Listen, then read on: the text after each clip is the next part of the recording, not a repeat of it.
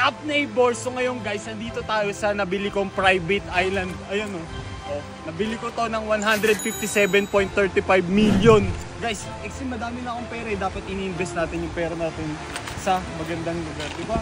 Ngayon guys, itutur ko kayo sa bago ko nabiling private island. Tara guys. So guys, ito nga pala yung tinatawag na beachfront house. Ayan o. Okay. Meron nga pala tong tatlong amenities. Meron siyang tree house, beachfront na house, tapos meron pa akong isang pinapa-renovate yung satellite house. So guys, abangan nyo to, napakalaki na ito, ginastos ako yung worth 50 million.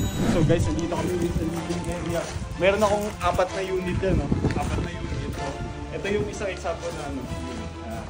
Tapos guys, tara, papunta tayo ngayon sa tree house, yung bagong gawa lang na tree house. Guys, tara, dito tayo. So guys, nandito nga pala yung mga guard dog namin, no? Douglas. Ingat ko lang, baka mapakama. Guys, itong treehouse na to pala ay ginawa ng 3 years. 3 years na tinayo kasi madami siyang mamahalin na parts. Ayan guys, ito yung treehouse. So guys, kung gusto nyo yumaman, mag-comment kayo dyan. Ituturo ko sa inyo yung mga natutunan ko sa real estate. So guys, andito ang pera nasa lupa. Tignan, napakaganda ng lugar.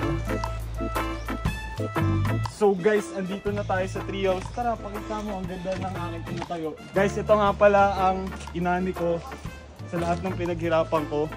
Kaya nyo rin to. Basta huwag kayong maging palamunin, huwag kayong maging tamad, dumiskarte kayo sa buhay. So guys, itong treehouse na to ay inspired sa King of the Jungle. Ayun guys, tignan, napakaganda niya. Kahit magka-landslide dyan, hindi yan babagsak kasi matibay yan. Ginastos ako yan. Kaya lang guys, siningal ako. So ngayon guys, ipapakita ko naman yung satellite house. So guys, ipapakita ko na sa inyo yung tinatawag kong satellite house. Pinagawa ko yan, nakasarado po.